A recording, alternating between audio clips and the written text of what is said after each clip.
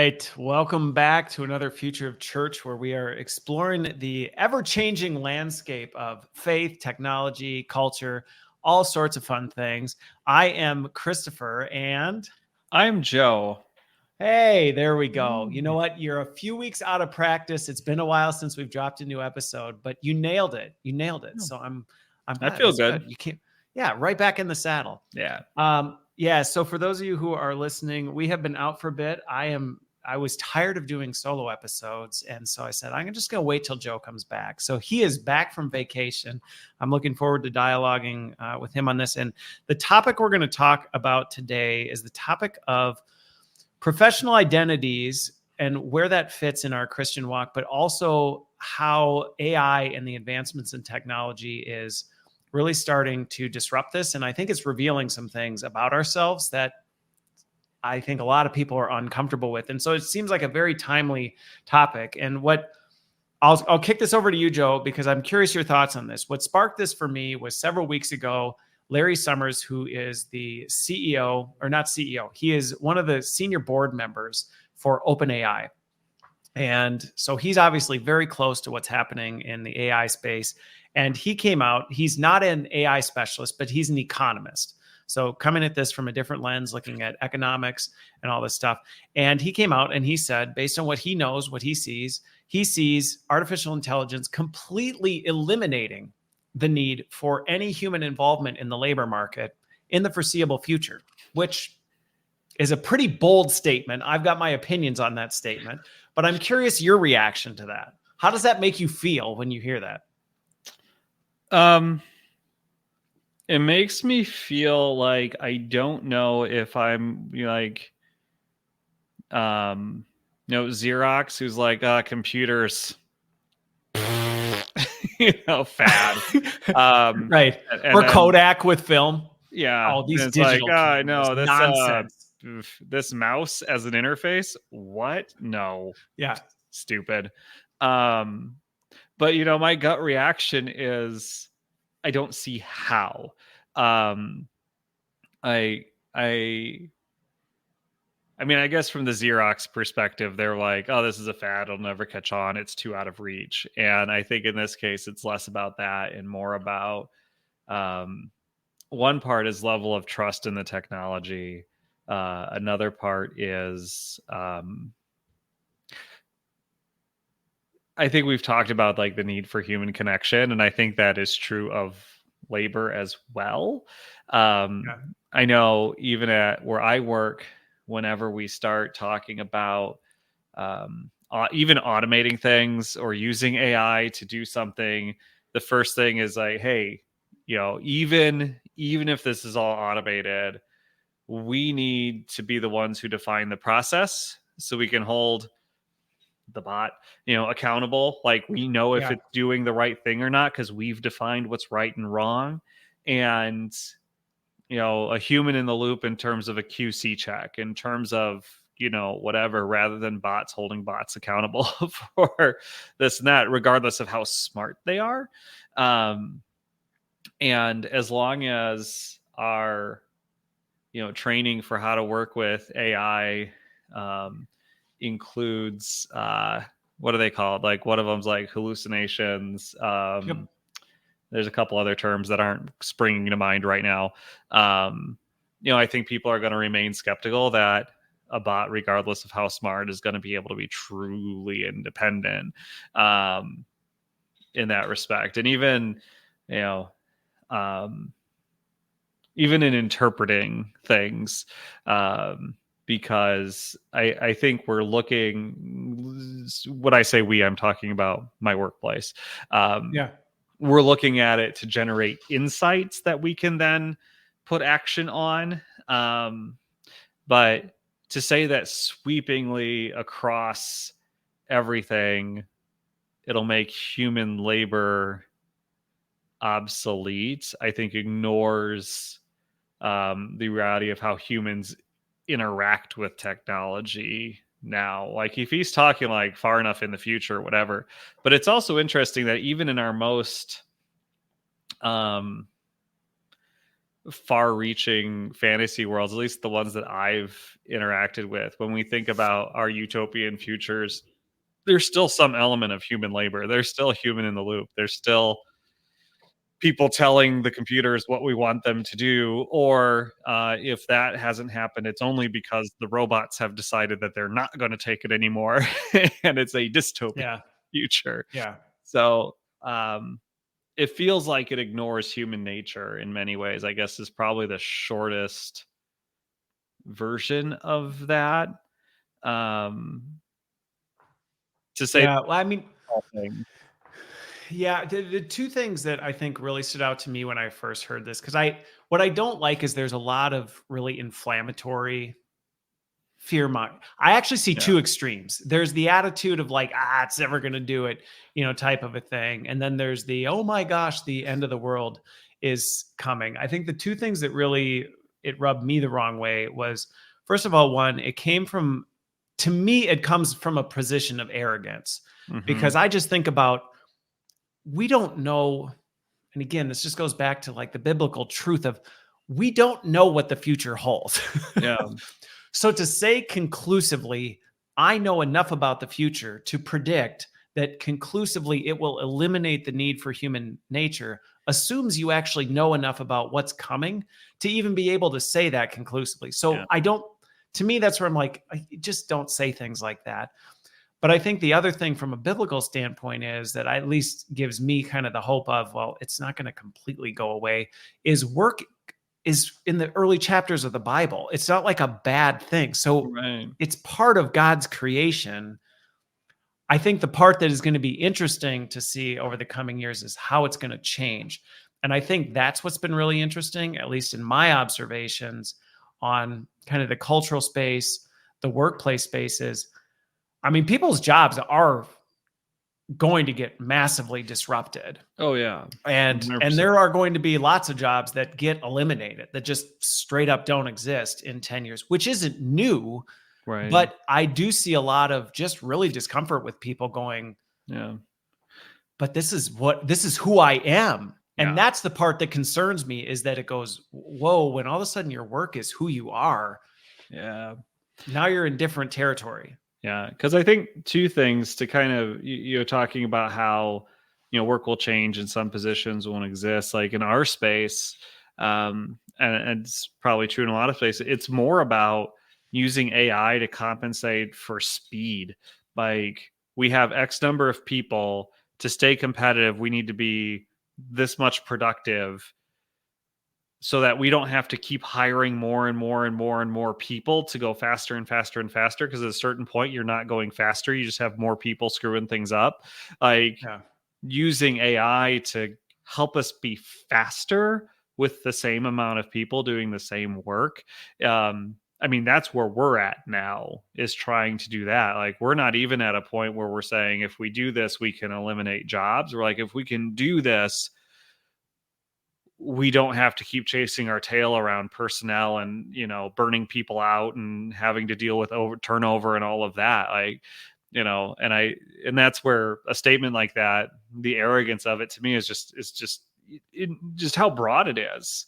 Like maybe in an industry, maybe in a sector of an industry, maybe in a highly specialized thing, but between human nature and just some of the reality of how some businesses are operating, I have a hard time seeing it for that reason too. But then the other piece, you were talking about work as identity. I know this isn't unique to where I work, but there's a whole like cultural campaign around belonging in this space.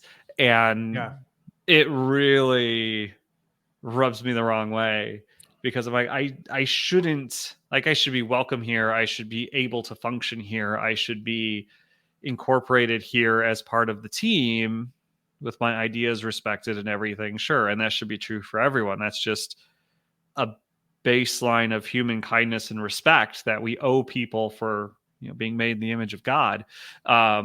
Great. I'm on top of that. But when you tell me this is where I belong, and I'm like, I should never feel like this is my place of belonging. I mean, you can take that to the extent of the place where I belong is in heaven. This earth is not my home, period. And that would be valid. But even ignoring that, I'm like, hey, why would I want myself so wrapped up in this place that is so unstable? And it's not unstable because I don't get along with people or because I have a certain relationship with management or anything, but who knows? My company could crash and burn and I could be without a job. I could, there could be just a realignment of priorities and a restructuring that makes me go, this isn't really my spot anymore. And I think maybe a little bit where my head was at when you were suggesting this as a topic is it just locks you into a space. It does. And it prevents you. It's like if you're an Enneagram person, you're like, I'm that way because I'm a 9, or whatever Myers-Briggs type you are, or Strengths Finder, pick your personality thing, and instead of saying, oh, okay, this is my baseline, how do I grow from here and interact with other people productively, knowing these are my tendencies? People have a tendency to go, well, that's who I am. Yeah. As my favorite recent meme, it's like, no, you're not a Gryffindor. You're a 35-year-old who hasn't done their taxes yet. I think. But yeah, it just locks you in. So if I were to think of myself as I am an adult learning training person, and that is who I am, then, whenever another, learning company, Articulate 360, whoever, Captivate, the whole list say, hey, all you have to do is put in a prompt and we'll develop your content for you. Yeah, it's very threatening. I'm like, wait, hold on, wait, but that's me.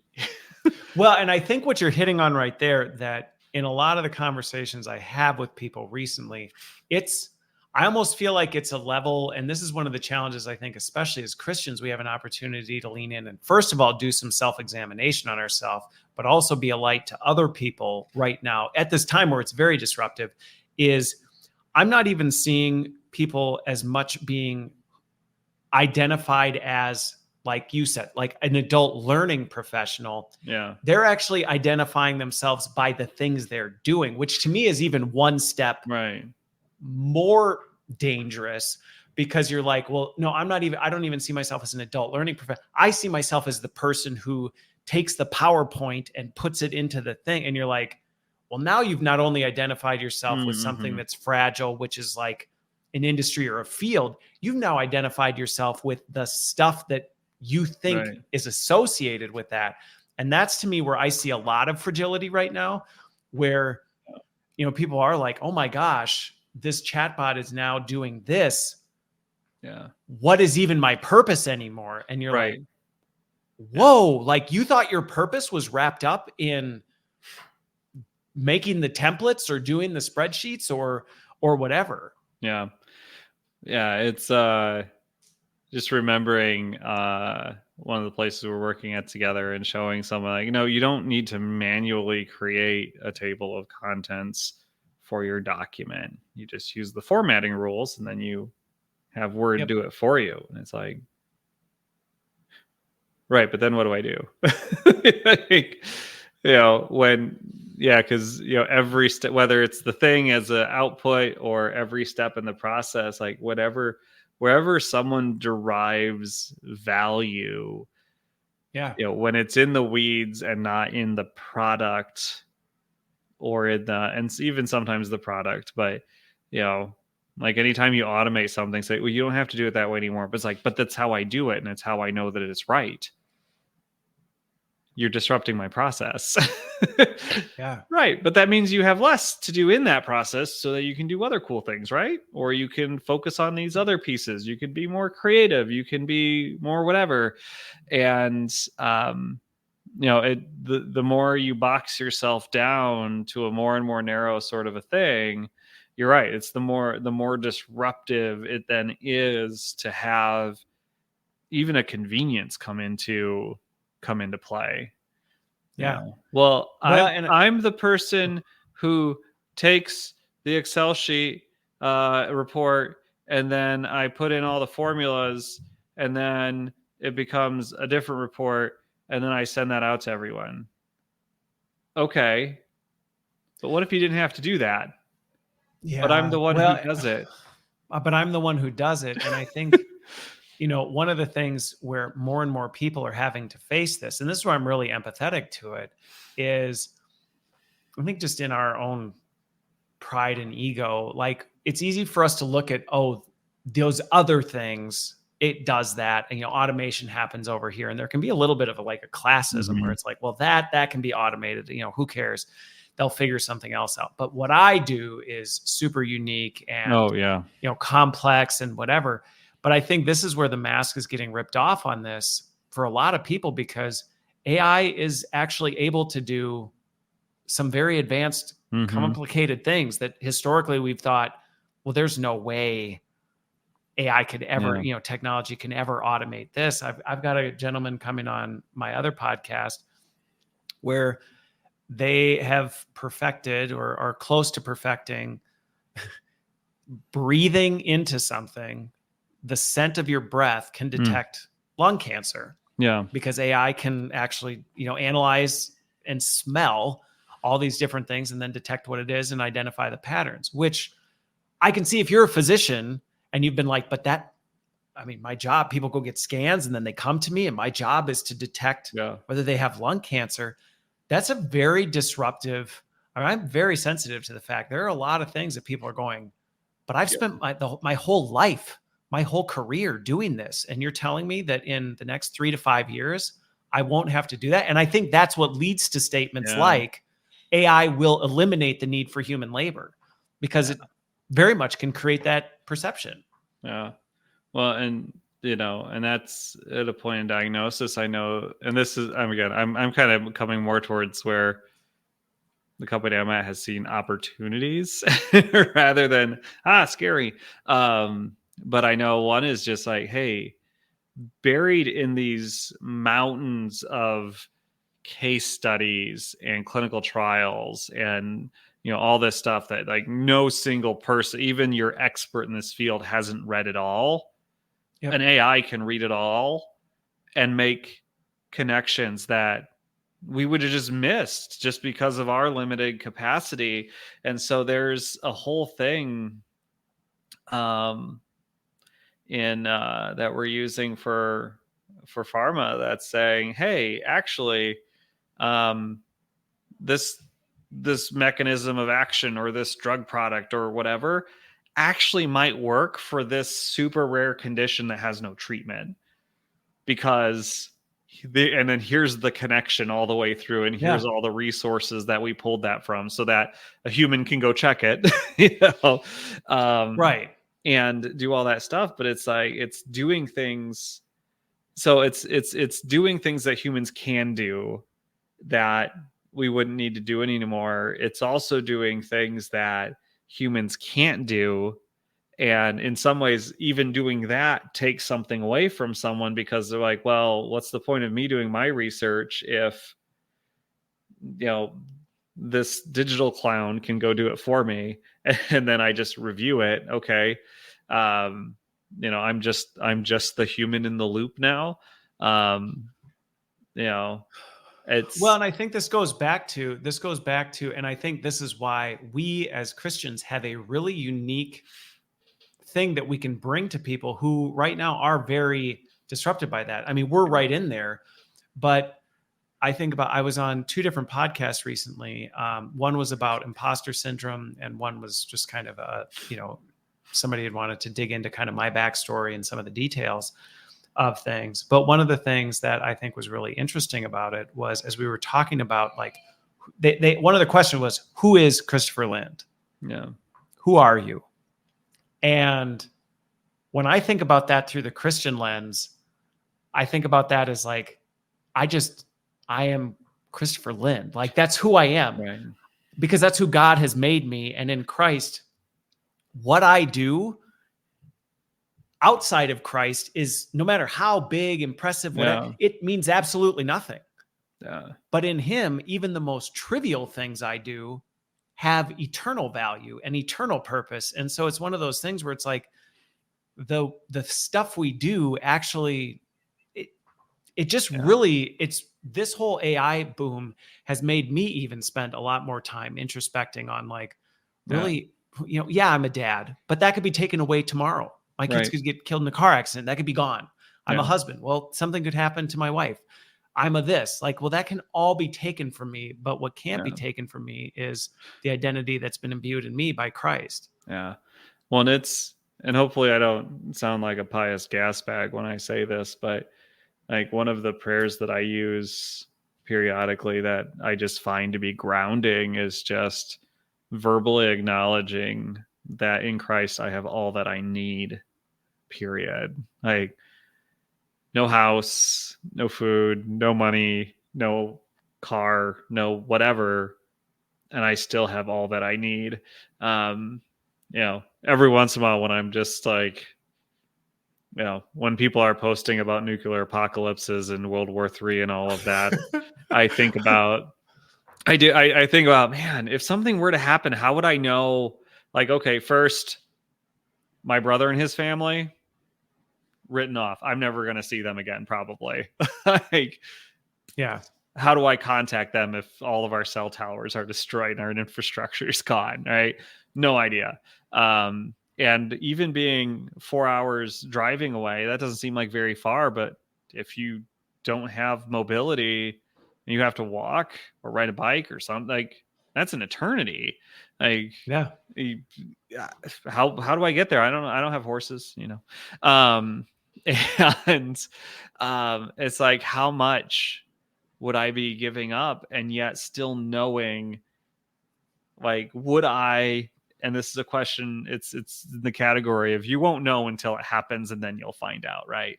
But will I in that moment be willing to say, all right, well, Lord, thank goodness you are all that I need.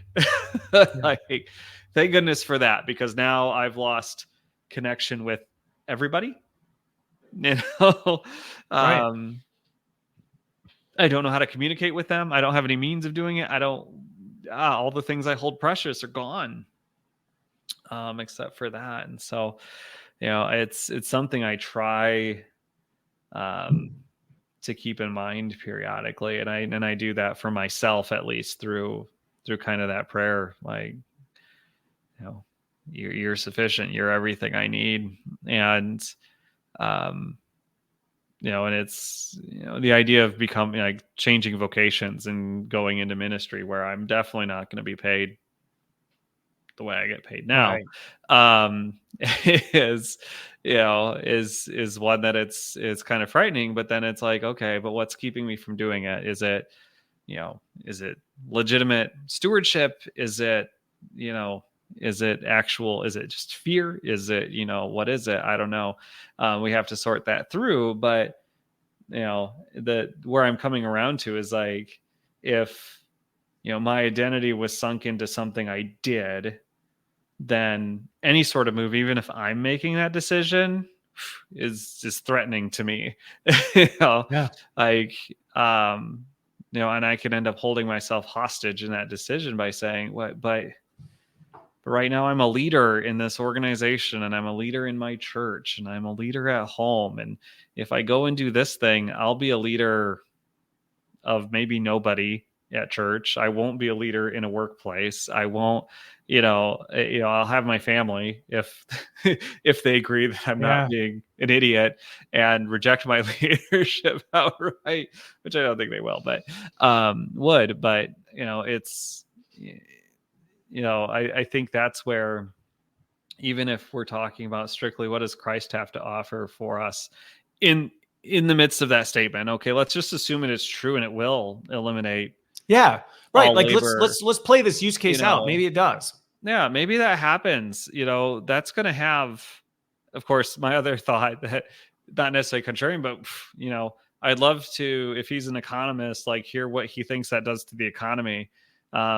Your average person versus your you're a person of privilege who has access, who's probably still running the company, but not having to, you're paying for infrastructure, not workers, sort of a thing. Yeah. And the economic impact of all of that. But, as a person whose career, would probably one of the first ones on an AI chopping block, if you just went all out, okay, here's the thing, you can say this is how adults learn. Here's the input for what this is. Go for it. Boom. All right. Training done. Well, and I mean, if you think about our industry, I mean, in general, if and this is the kind of like thought experience I love to play out. And again, I think some of the hope we can bring as Christians to other people and encourage each other along this, because there is a lot of fear around this. But I mean, like our industry, well, if there's less employees, what do you need people to teach employees what to do? Yeah. Well, you and don't. We know companies have gone with a lot less. Like I don't think I've told my team this because it's not really a rah thing, but like, hey, our value is not in what we do. It's in how we're perceived. I think they could axe our group tomorrow.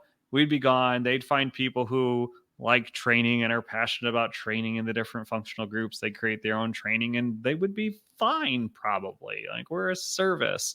And yeah, if that all goes down, like, hey, we're out, we don't have any more people to train, so what are we doing here? And now what? If that's the only thing I think of myself as, I'm stuck.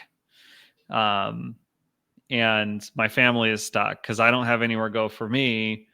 Where do I go with my family? Well, something you hit on there that I think also is really an important call out is the point that while it's not a great way to motivate your team at the beginning of the year, right? It is a reality that I think we can remind ourselves that it's like the company will move on without you, right? That honest reminder. And I mean, I remember early in my career, I think all of us can get to that point where we can be like, oh, if I left, everything would fall in on itself. And then you leave the company or you are excused from the company, right, and you realize, oh, everything was just fine in my absence. And that can be a really humbling thing, which again, if your identity is rooted in, well, my identity is based on my value. I mean, I've seen people get let go or whatever, and their whole world collapses in on themselves just because they go, oh my gosh, like I thought my value was this, and clearly it wasn't. And now I guess then I don't have any value anymore. Yeah. Well, I remember 2 jobs in a row. People are like, oh, but you're doing this other thing. What if we need? And I'm like, we can have a transitional period where, like, if you have questions, you can contact me. Give it 5 weeks or something. Oh, that'd be so great. That'd be great. That's awesome. Thank you so much. Crickets. Never heard a thing. Why? Because they were fine without me. And they needed to be fine without me, and so they were. And so there's this reality, and I think we've brushed across it a couple times now, but like, as much as AI could make your job obsolete today, I mean, really the only difference is that instead of a person replacing you, you could have a computer replacing you. And one of those is more insulting to us than the other one, in some respects. Like, I could be dismissed tomorrow. They'd find someone, the team would continue and whatever. And I'd go, wow, really? Oh, that sucks. I mean, you see this with downsizing all the time, where companies go, you know what? We decided that the value you bring isn't really all that valuable. Yeah. And so push came to shove. Yeah. We're done. Yeah. But to your point, it's more offensive, the idea that they would go, but AI, you would choose that over. Right. It feels more offensive. It feels more like you would choose that over me. But in reality, this is a reality. It's a paradoxical nature of just the life we live in, where it's like, well, this is happening all the time today. Yeah. And that's some of those stories you were telling about people you talked to is kind of what kind of kept bringing me back towards that. It's like, we're worried about AI taking our jobs. Like, we already, I mean, it's, and the risk of having your identity set in either the industry, the job title, the tasks, whatever layer you're doing that in is like, oh, that's, ooh, you should be thinking about this in the context of like the advancement of AI and what computers can do and machines and so forth. But like the reality is you already run that risk today. Right now. Yep. It's a reality that it's so much around us. It doesn't feel new and it doesn't occur to us. And that's where I think, if we have the same conversation in, 50 years. Oh, it's not going to take 50 years. I'll be in my early 90s. Like if we were to have a similar conversation in 90 years, like AI taking the place of jobs be so commonplace and that wouldn't be even the conversation anymore. Period. No. It would have been years and years in the past. And now we're worried about something else displacing us or a different advancement displacing us. And I think it is really more about what are we used to and what are we not? What's our cultural norm that we're up against? Because it's not like the danger has changed. It's just the thing that is putting us in danger has changed in our response to it. Yeah. Well, and it just goes back to maybe I'm just morbid, but like Ecclesiastes is like my favorite book in the that's a great one. I love the book of Elite. And it's just I just always come back to this, God just repeats things. It just happens over and over. And we sit and go, this is new. AI is coming. It's going to destroy our jobs. And Solomon goes, it's not new. Yeah. It's the next flavor of what's happening in human history. And it's going to happen again.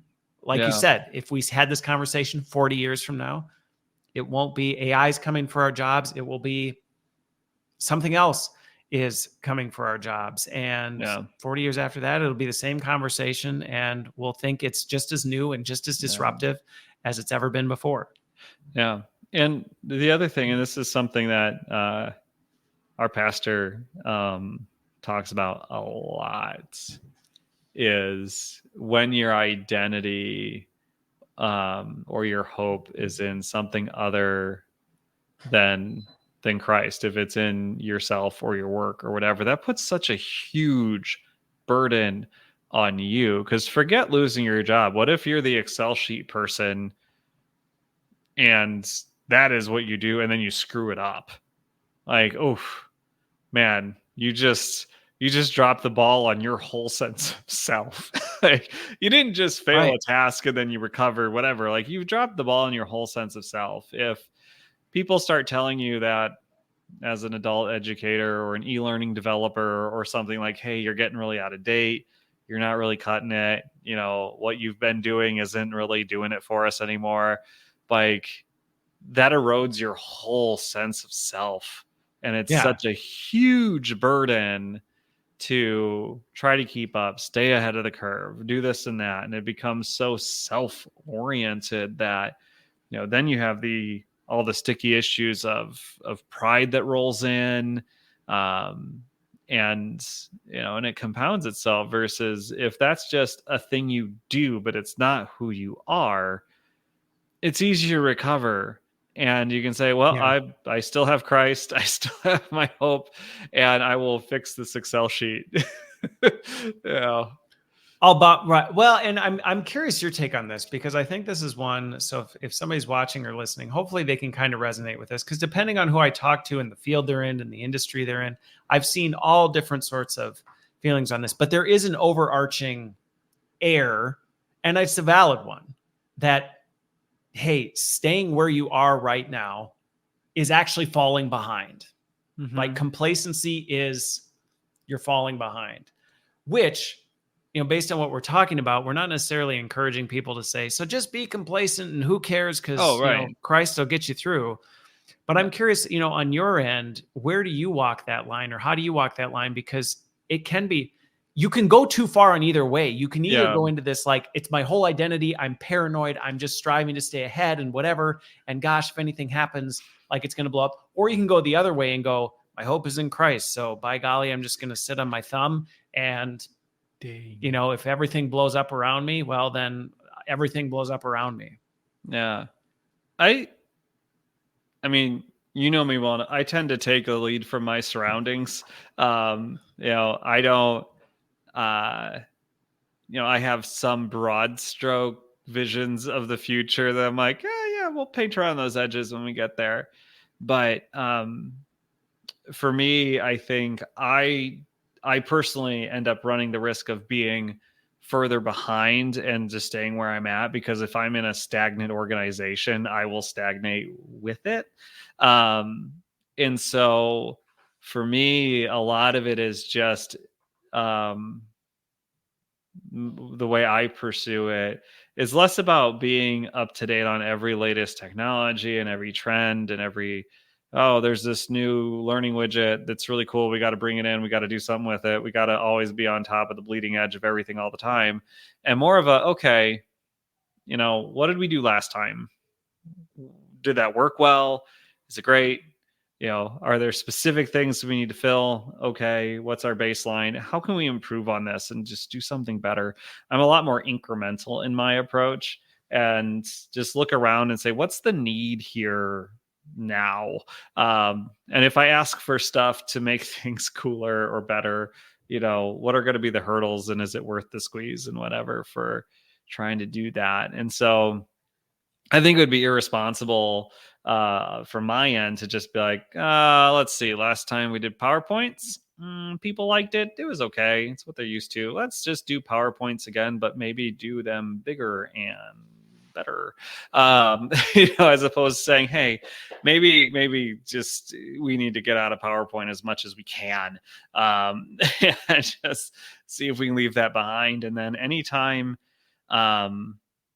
someone brings to us, hey, here's the thing that I've used, or a different group did this, or we went to a conference and we saw this, we always give it an honest evaluation and just say, could this be useful? What kind of gap would it fill? What sort of, and so it's more about openness to new ideas and learning from what we've done in the past, more so than it is the aggressive pursuit of what's new and what's next.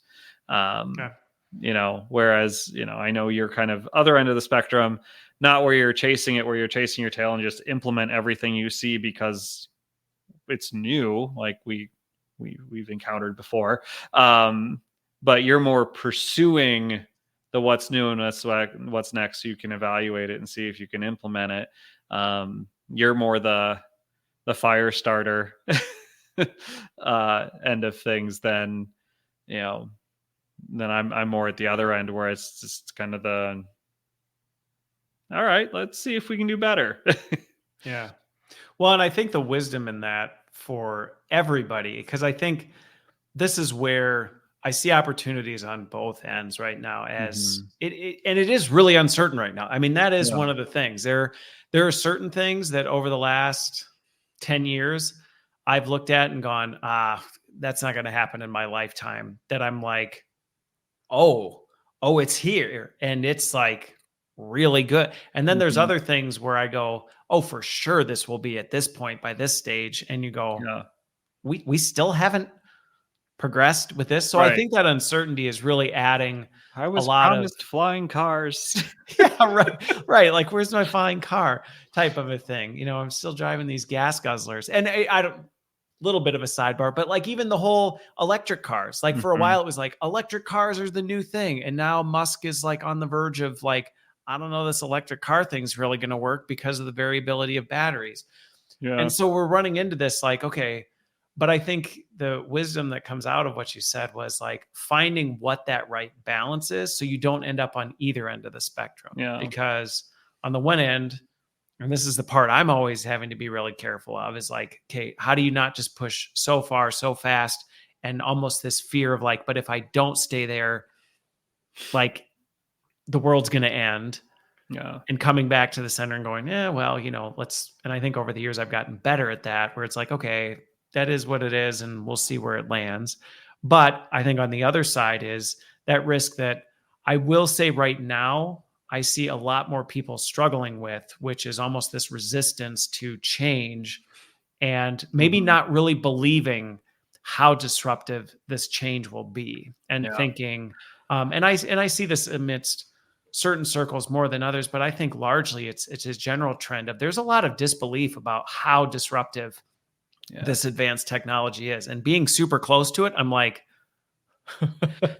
it is gonna wreck your world. And if you just sit there and go, I'm just gonna keep doing what I'm doing, like, it doesn't matter what job you're in, it doesn't matter what your position is or how long you've been doing it, it's gonna mess with you. And it's gonna mess with you. The harder you resist, the more it's gonna mess with you. Yeah. Well, and even just the idea of like how much of it, when you're talking about that resistance, how much is it, wow, I can't, let me try that again. All right. How much of it is skill versus will? You know, like I'm resistant because I don't want to, or I'm resistant. It looks like resistance. I just don't know. I don't know where to start. I don't know how to get better at this. Maybe I referenced this before, but you know, at the business management software for surgery centers, the company we both worked at, when they were making the switch in the US from ICD-9 to ICD-10, the number of, you know, billing professionals and coders who were just like, I'm retiring. I'm not going to be here for that rollout because nope, nope, not going to happen. And I think we're going to see people who, whether it's because they can't, or they feel like they can't, or they're refusing to, you know, seeking other opportunities that are less, I use the word infested with AI and technology, because it might seem easier or more accessible or safer to be doing those things. And whether it's with a company that's just by its nature of more low tech, more niche, and maybe they can get away with it, or, you know, wherever they think they might land, that's just, you know, it's just another one of those things. 'Cause I know for me, we have, it's a prior version of ChatGPT it's built off of, but we have a, you know, ChatGPT type of interface that's dedicated to our workplace. And, you know, my thing was when it came out, the first thing I did was go and like, oh, let's see how it responds to this. Oh, let's give it this document. Oh, it looks like it could upload a spreadsheet and ask it questions, you know. And I was playing with it all the time. And in my head, that's not like crazy person world. That's just me going, oh, here's a tool that I should probably have some understanding of. And just the number of people that I've encountered in leadership, we did a training recently who had just never touched it or didn't know it was there, or like they missed the email or didn't pay attention to it. And they're in it for the first time, and it's like a little playground for them. And, you know, almost like a lot of the innovation using AI it's not coming from the leadership down. It's coming, No, it's not. like the enablement is coming from leadership down. There's like this leadership component that's saying, okay, we as a company should be involved with this. Right. We're going to clear the roadways. We're going to open up the barriers. Like, all the innovation is coming from the bottom up, because, you know, we're hearing from people like, oh, it'd be great that if I didn't have to, you know, do this thing or do all this, or spend like 10 minutes trying to figure out if I can post this to social media on behalf of AbbVie, or, you know, like if AI can help me with that, that would be awesome. So, yeah. No, and I think, you know, what's interesting about it is going back to the, you know, and I think this is a choice that, first of all, every believer has to make, is like, hey, how are you going to engage with this? And I think what we've talked about in terms of the identity piece, that to me, you have to get right first, or all the rest of this stuff just gets messed up. Like if your identity is misplaced, you're going to screw this up. Period. Because you're either going to get too adapted to the new way of doing it, and that's going to become your identity, or you're going to resist it to your ultimate demise. And I think that's super important.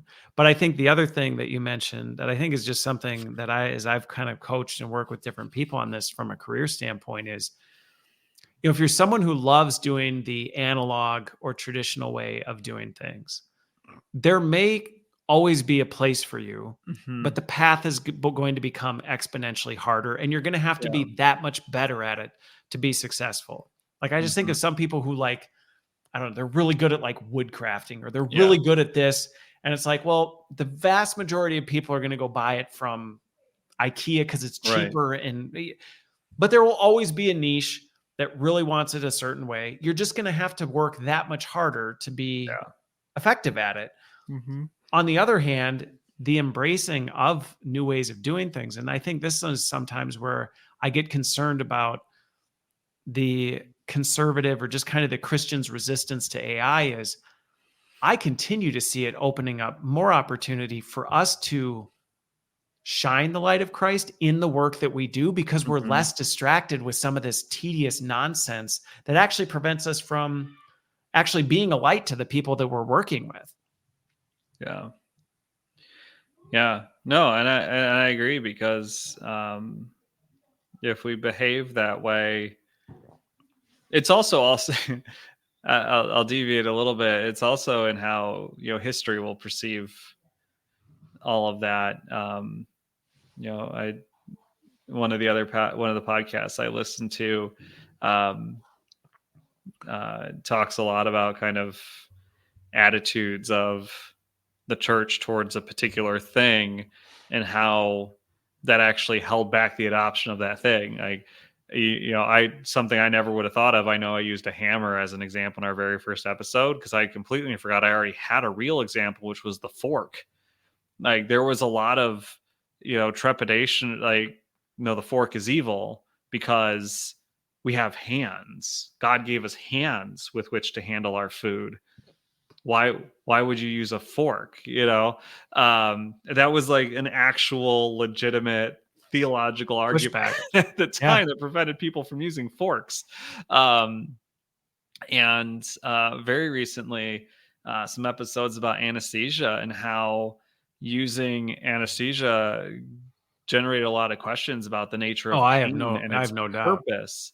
And if pain in childbirth is part of the curse, then is alleviating pain in childbirth sacrilegious? Is that contrary to God's will and purpose, that we would try to overcome that aspect of the curse? And there's just real questions that people had to wrestle through. And so, it's natural that we should see us saying, well, handing over Bible study to AI tools and using it, it depends on how it's used. And then, but asking the questions, I think, is fine. I think it's good.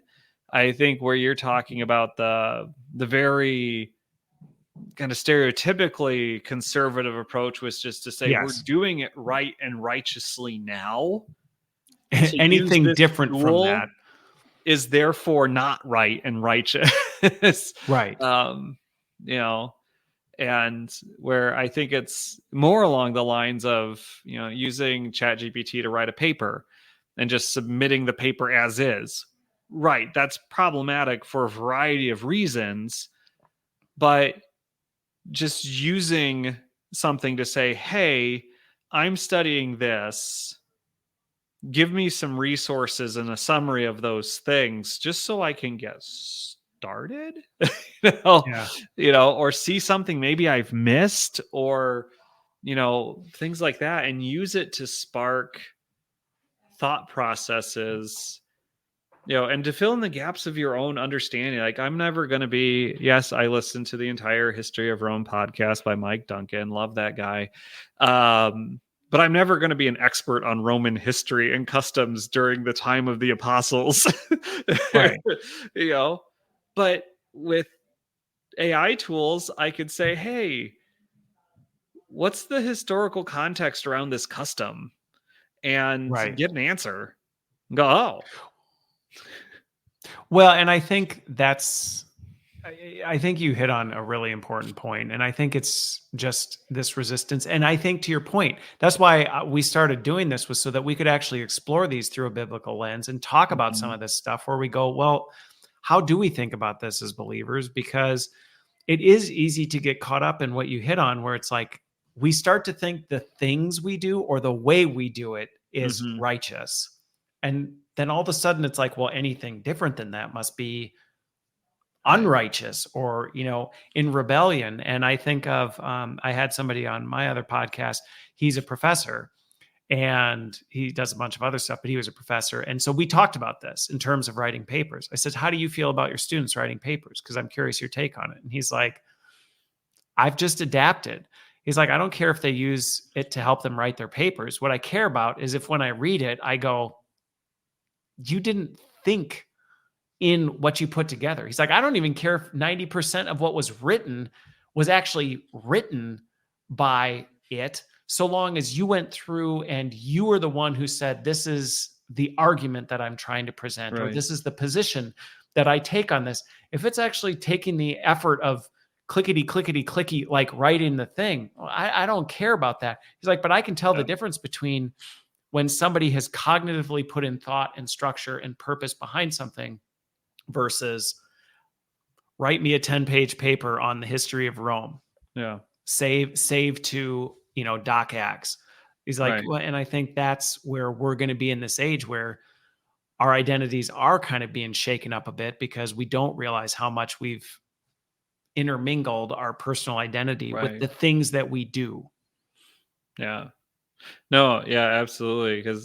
And I think that's also a good example of my reaction to that whole thing is like there's so many ways to deal with students doing this. And that's one of them that I've seen a lot on even like X, which I still hate the name of. Wish it was just still Twitter. Is just that like you read enough of these papers, it's pretty obvious what's written by people or constructed by people and what's just copied and pasted from a chat GPT by just kind of like you were mentioning a while back, like you can spot AI generated images from a mile away, and and the just that value of handling the real thing enough so that a counterfeit is obvious is a component. And I think that's directly translatable to how we handle scripture. And if something's completely generated by AI, the discernment that goes into it has more to do with how familiar you are with truth than it is how good you are at spotting a fraud. You could have a whole library of errors and it'll be an incomplete list of errors. But if you know the truth really well, you're like, yeah, this isn't it. And this is why. And I understand why for these reasons. But the, and just being able to have, and this is where, I know we've exited the workplace here, but the importance of human interaction, human conversation, and things like that, where, if you talk to a person and maybe they gave you, an email or a text or something defending a position in scripture and whatever. But if you talk to them, they can't hold that same position with you in a conversation. Well, wait, where did that come from then? That can become a conversation starter to say, wait, hold up, where did that come from then? But then, we go right back around to that's a danger we already have. When we rely on people who are authors, who they've written 5 books and they have this ministry that's 10 years old. Okay, does that mean everything they say is true? Right. Well, and what's so funny about this, it's funny you brought that part up, because this is actually a theme throughout this entire conversation is nothing new about this. There's nothing new about any of this stuff. Right. And a good example of this was on my weekly update last week, I talked about, or maybe it was 2 weeks ago, but anyway, there was this thread on Facebook where it was about, like this gifted program in New York City and whatever. And the AI chatbot chimed in and it actually gave a really good answer to the discussion. It kind of responded to the discussion in a really way, but people lost their mind because it said, well, I have a child who's also gifted, and it personified itself. Yeah. And so people freaked out and they're like, oh my gosh, AI is becoming sentient. Like, look at all this stuff that's happening. And I'm like, it's doing what human beings do. Mm-hmm. It's trying to relate to the people. It's doing it in a Yeah. way. I mean, people fabricate, oh yeah, I do that too. Like, do you really do that? Do you actually know anything about this? But I Right. think this is just the space we're in right now, where a lot of the challenges that we're facing with the skills, with life, with AI, it's like, well, these are all skills that we just have to deal with on a regular basis. And so, yeah, maybe now you have to be more aware of your identity and more aware of the skills you have to stay successful as a professional. But that was important. That's always been important to do. Right. It's not like, well, before you could just be complacent your whole career Right. and be mediocre at your job and be wildly successful. It's like, well, no, that didn't work before either. Yeah. Yeah. Yeah. It's just the perceived threat is different. And it sets you on edge, and it's always been that way. Well, we could probably wax on this one for quite a while, but I think, this, hopefully anybody who watches or listens to this, I think, there is one, the encouragement. The person I talked to last week on my other show, one of the things we talked about, he was an economist too. Interestingly, he's an economist who specializes in tech. And we were talking about the fact that with AI, everything is changing and nothing is changing all at the same time. And I hope that people who listen and watch this can at least take some solace in that it's like, yeah, things are getting shaken up, things are moving, but also there's a lot more consistent than there is different, and finding that right spectrum. But ultimately, more than anything, making sure your identity is rooted where it needs to be first. Because if anything, one thing that I know has been extremely encouraging to me through this technological disruption is there are so many more opportunities to share my faith and to speak about where my identity really comes from in a secular setting, because there are so many people who are struggling with this. And we actually have an opportunity as Christians to reach people who are lost because they're dealing with this and they don't have the boat anchor to hold on to. I think as Christians, we got the boat anchor. We're like, well, at least we know if it all goes boof, like we're at least still grounded. These other folks don't. And so they rightfully are really, really unsettled. And I think we actually have a very unique opportunity right now. Yeah, absolutely. Cool. Well, I'm glad to have you back. It's a lot more fun chatting with you than just sitting talking about this to myself in the camera. So I'm glad you were here. And thanks everybody for watching and listening. And I think we'll be back in our more routine schedule now, right? You don't have any other big, month-long vacations planned or anything? No, that's for the birds. All done. All right. Well, with that, thanks everybody for watching, listening, and we will see you on the other side.